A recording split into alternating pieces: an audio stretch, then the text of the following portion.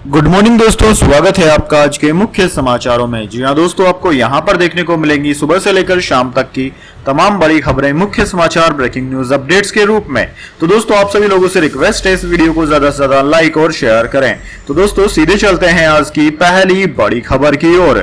देशद्रोह कानून पर सुप्रीम कोर्ट हुआ सख्त, केंद्र से पूछा इस एक्ट के तहत नए मामले दर्ज होंगे या नहीं, कल तक जवाब मांगा। जी हां दोस्तों, सुप्रीम कोर्ट ने देशद्रोह कानून पर सख्ती दिखाते हुए केंद्र सरकार से पूछा है कि क्या इस एक्ट में अब केस दर्ज होंगे या नहीं। कोर्ट ने केंद्र सरकार को 11 मई तक का समय दिया है। कोर्ट ने आगे कहा कि देश में अभी तक जितने आईपीसी 124A एक्ट के तहत केस हैं उनका क्या होगा। वह राज्य सरकारों को निर्देश जारी क्यों नहीं दे रहा कि जब तक इस कानून को लेकर पुनर्विचार प्रक्रिया पूरी नहीं हो जाती तब तक 124A के तहत मामलों को स्थगित रखा जाए। दोस्तों, सुप्रीम कोर्ट ने मामले की सुनवाई के दौरान केंद्र से पूछा कि पुनर्विचार प्रक्रिया में कितना समय लगेगा। इस पर केंद्र की ओर से सॉलिसिटर जनरल तुषार मेहता ने कहा कि मैं इस प्रश्न का सटीक उत्तर देने में सक्षम नहीं हूं। उन्होंने कोर्ट को बताया कि पुनर्विचार प्रक्रिया शुरू हो गई है। सॉलिसिटर जनरल तुषार मेहता ने इसके साथ ही कहा कि देश की एकता अखंडता को ध्यान में रखते हुए केंद्र ने देशद्रोह कानून पर पुनर्विचार करने का फैसला लिया है। इसके बाद दोस्तों, अगली बड़ी खबर। पंजाब पुलिस के इंटेलिजेंस हेडक्वार्टर पर हमला, बिल्डिंग उड़ाने की थी साजिश। अंबाला से संदिग्ध हिरासत में, डीजीपी बोले धमाके में टीएनटी का इस्तेमाल हुआ। जी हां दोस्तों, पंजाब पुलिस के माहौली स्थित इंटेलिजेंस विंग के हेडक्वार्टर पर हमले में विस्फोटक के तौर पर ट्राई नाइट्रो सोल्यूशन टीएनटी का इस्तेमाल हो सकता है। इसका खुलासा पंजाब के डीजीपी वीके भावरा ने किया है। दोस्तों, हमले के बाद मीडिया से बातचीत में डीजीपी ने कहा कि हेडक्वार्टर पर प्रोजेक्टाइल से हमला किया गया। जिस वक्त हमला हुआ कमरे में कोई नहीं था। इसका इंपैक्ट भी दीवार पर आया है। इस हमले में आतंकी हमले के एंगल पर डीजीपी ने कहा कि अभी इसकी जांच की जा रही है। पंजाब पुलिस ने अंबाला से एक संदिग्ध को हिरासत में भी लिया है। इसी पर धमाका करने का शक है। दोस्तों, पंजाब पुलिस उसे अंबाला से माहौली ले जा रही है। पुलिस इंटेलिजेंस के सूत्रों से बड़ी जानकारी सामने आई है। इस हमले के जरिए इंटेलिजेंस हेडक्वार्टर की बिल्डिंग को उड़ाने की साजिश थी। इसके बाद दोस्तों, अगली बड़ी खबर। श्रीलंका में हालात हुए भयानक, सड़क पर देखते ही गोली मारने के दे दिए गए आदेश।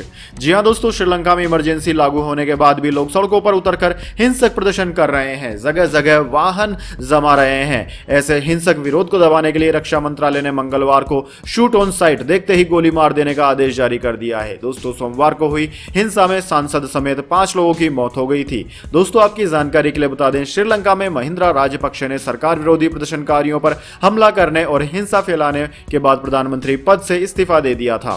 इस्तीफे के बाद उनके समर्थकों ने हिंसा फैलानी शुरू कर दी। वहीं राष्ट्रपति गोटाबाया राजपक्षे ने ट्विटर पर प्रदर्शनकारियों से अपील की कि वे चाहे जिस भी पार्टी से हों, लेकिन वे शांत रहें और हिंसा रोक दें, नागरिकों के खिलाफ बदले की कार्रवाई न करें। उन्होंने कहा कि संवैधानिक जनादेश और आम सहमति के जरिए राजनीतिक स्थिरता बहाल करने और आर्थिक संकट को दूर करने के लिए सभी प्रयास किए जाएंगे।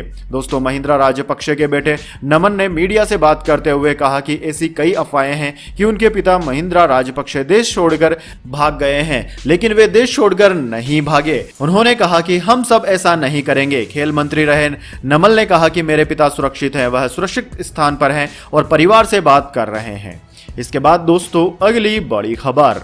पाकिस्तान चला श्रीलंका की राह, खराब आर्थिक हालात के कारण गर्दन तक कर्ज में डूबा है पूरा देश। जी हां दोस्तों, पाकिस्तान में सत्ता परिवर्तन के साथ लोगों को बदलाव की उम्मीद थी, लेकिन यह होता हुआ नहीं दिख रहा है। पाकिस्तान की जनता पस्त है। महंगाई अब तक के रिकॉर्ड स्तर पर पहुंच चुकी है। सीपीआई डाटा के मुताबिक महंगाई दर 13.4% तक पहुंच गई है। दोस्तों, पाकिस्तान में पेट्रोल और डीजल के दामों में लगातार बढ़ोतरी की वजह से अब पाकिस्तान की अर्थव्यवस्था चरमराने लगी है। यह स्थिति नई सरकार के लिए नाजुक बनती जा रही है। दोस्तों, पाकिस्तान में आटा, दाल, फल, सब्जियां, दूध और अंडे सहित हर सामान की कीमतें आसमान छू रही है। 10 किलोग्राम आटे के दाम लगभग 700 रुपए, 1 लीटर दूध 180 रुपए तक पहुंच गया है। दोस्तों, पाकिस्तान में खाने की चीजों की महंगाई दर 17% से अधिक है। साथ ही पेट्रोलियम पदार्थों के दामों में पिछले 6 महीने के दौरान लगभग 28.6% का इजाफा हो गया है। दोस्तों, पाकिस्तान इस वक्त गरीबी में आटा गीला वाली स्थिति से भी बदतर हालत में पहुंच चुका है। किसी समय में अमेरिका और चीन दोनों के चहेते पाकिस्तान को इस बुरी स्थिति में कहीं से भी मदद नहीं मिल रही है। पाकिस्तानी मीडिया रिपोर्ट्स की माने तो चीन पाकिस्तान के हालात देखते हुए मदद का वादा करके मुकर गया है। वहीं प्रधानमंत्री शहबाज शरीफ कामकाज संभालते ही कर्ज वापस करने की मोहलत को बढ़ाने को लेकर सऊदी अरब के सामने गुहार लगा चुके हैं। इसके बाद दोस्तों, अगली बड़ी खबर। कोरोना टेबलेट पर सवाल, फाइजर की गोली खाने के बाद कुछ लोग फिर संक्रमित हुए, हेल्थ एक्सपर्ट्स को इसके कारगर होने पर है शक। जी हां दोस्तों, कई देशों में कोरोना के हल्के लक्षणों से जूझ रहे लोगों को पैक्सलोविड टेबलेट दी जा रही है। इसे अमेरिकी फार्मा कंपनी फाइजर ने बनाया है। अप्रैल में इस टेबलेट को drug controller journal of India DCGI से भी मंजूरी मिल गई है। हालांकि अब खबरें आ रही है कि कुछ मामलों में इस गोली को खाकर ठीक होने के बाद मरीजों में कोरोना संक्रमण वापस लौट रहा है। न्यूज एजेंसी AP की रिपोर्ट के मुताबिक अमेरिका में कोरोना मरीजों के लिए पैक्सलोविड टेबलेट एक घरेलू सुविधा बन गई है। एक तरफ सरकार ने पैक्सलोविड को खरीदने के लिए अब तक $10 मिलियन खर्च किए हैं। इससे 2 करोड़ लोगों का इलाज हो सकता है। दूसरी तरफ हेल्थ एक्सपर्ट्स अब इस ड्रग के कारगर होने यानी कि एफिशिएंसी पर ही सवाल उठा रहे हैं। दरअसल दोस्तों, इस टेबलेट को खाने के बाद में कुछ मरीजों में संक्रमण वापस से लौट आया। इसके बाद दोस्तों, अगली बड़ी खबर, रिकॉर्ड निचले स्तर पर पहुंचा रुपया। डॉलर के मुकाबले रुपया 60 पैसे कमजोर होकर 77.50 पर पहुंचा। आने वाले दिनों में 79 तक जा सकता है। जी हां दोस्तों, डॉलर के मुकाबले रुपया रिकॉर्ड निचले स्तर पर पहुंच गया है। रुपया आज 60 पैसे कमजोर होकर 77.5 पर बंद हुआ। दोस्तों, रुपया 27 पैसे कमजोर होकर 77.17 पर खुला था। दिन भर के कारोबार में 77.52 का निचला स्तर बनाया। इससे पहले शुक्रवार को यह 76.90 पर बंद हुआ था। दोस्तों, पिछले 2 कारोबारी सत्रों में रुपया डॉलर के मुकाबले 115 पैसे टूट चुका है।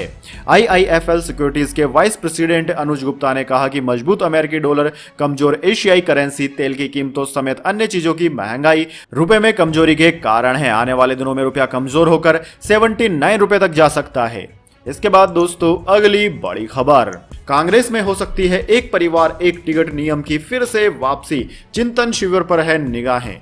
जी हां दोस्तों, राजस्थान के उदयपुर में कांग्रेस के विचार मंथन सत्र में शर्त के साथ एक परिवार एक टिकट नियम फिर से चर्चा का विषय बन सकता है। दरअसल दोस्तों, पार्टी अपने चुनावी भाग्य को पुनर्जीवित करने के लिए रणनीति बनाने के मकसद से सप्ताह के आखिर में बैठक करने वाली है। पार्टी के एक नेता ने कहा कि शुक्रवार से शुरू हो रहे 3 दिवसीय चिंतन शिविर से पहले सोमवार को दिल्ली में सोनिया गांधी के नेतृत्व में कांग्रेस कार्य समिति CWC की बैठक में जिन प्रस्तावों पर चर्चा की गई थी, उनमें से एक यह विवादास्पद नियम भी था। NDTV के सूत्रों ने बताया है कि अगर चिंतन शिविर में और रविवार को CWC की एक अन्य बैठक में इस नियम को मंजूरी दे दी गई, हालांकि यह गांधी परिवार पर लागू नहीं हो सकता है, तो उन्होंने कहा कि संभावित रूप से यह भाजपा के हमलों को रोकने की उम्मीदों को धूमिल कर सकता है, जो कांग्रेस को यह कहकर भड़काती है कि उसके लिए परिवार वाले पहले हैं। एक नेता ने कहा कि पार्टी सामूहिक निर्णय लेने के लिए संसदीय बोर्ड के पुनरुद्धार की शुरुआत भी कर सकती है।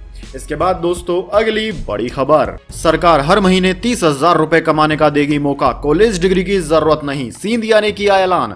जी हां दोस्तों, अगर आप नौकरी की तलाश कर रहे हैं और आपके पास कॉलेज की डिग्री नहीं है तो भी आप 30,000 रुपए तक की सरकारी नौकरी पा सकते हैं। जी हां दोस्तों, दरअसल civil aviation minister Jyotiraditya Scindia ने कहा है कि आने वाले सालों में देश को लगभग 1 लाख से ज्यादा ड्रोन पायलट्स की भर्ती करनी होगी। केंद्रीय मंत्रालय देश भर में ड्रोन सर्विस की स्वदेशी मांग को बढ़ावा देने जा रही है। ऐसे में ड्रोन पायलट्स की बम्पर भर्ती की जरूरत है।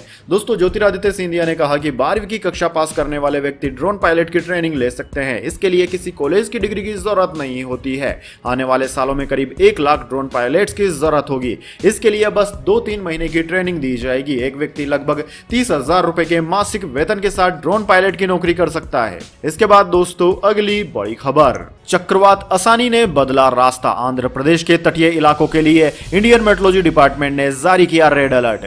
जी हां दोस्तों, भारत के मौसम विज्ञान विभाग ने मंगलवार को कहा कि गंभीर चक्रवात असानी ने अपना रास्ता काफी बदल लिया है और इसके काकीनाडा एवं विशाखापट्टनम के बीच आंध्र प्रदेश के तट को छूने की संभावना है। इसके साथ ही विभाग ने आंध्र प्रदेश के तटीय इलाकों के लिए लाल चेतावनी जारी कर दी है, यानी कि रेड अलर्ट जारी कर दिया है, जिसका अर्थ है कि स्थानीय अधिकारियों को चक्रवात से जुड़ी आपदाओं को रोकने के लिए कार्रवाई करने की जरूरत है। मौसम विज्ञान विभाग ने बताया कि मंगलवार शाम तक इसके फिर जोर पकड़ने और उत्तर उत्तर पूर्व दिशा में तट के समानांतर चलने की उम्मीद है। इसके बाद दोस्तों, अगली बड़ी खबर, ताजमहल के बाद अब कुतुब मीनार विवाद, हिंदू संगठन ने हनुमान चालीसा का पाठ किया, मीनार का नाम विष्णु स्तंभ करने की उठी मांग।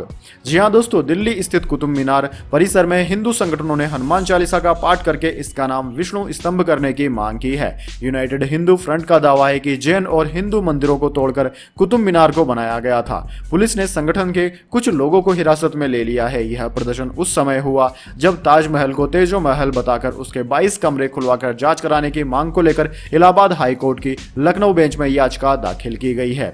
दोस्तों, यूनाइटेड हिंदू फ्रंट के अंतर्राष्ट्रीय कार्यकारी अध्यक्ष जय भगवान गोयल ने दावा किया है कि कुतुब मीनार को 27 जैन और हिंदू मंदिरों को तोड़कर बनाया गया था। परिसर में मौजूद हिंदू देवी देवताओं की मूर्तियों का जीर्णोद्धार होना चाहिए और हिंदुओं को परिसर में पूजा करने की इजाजत मिलनी चाहिए।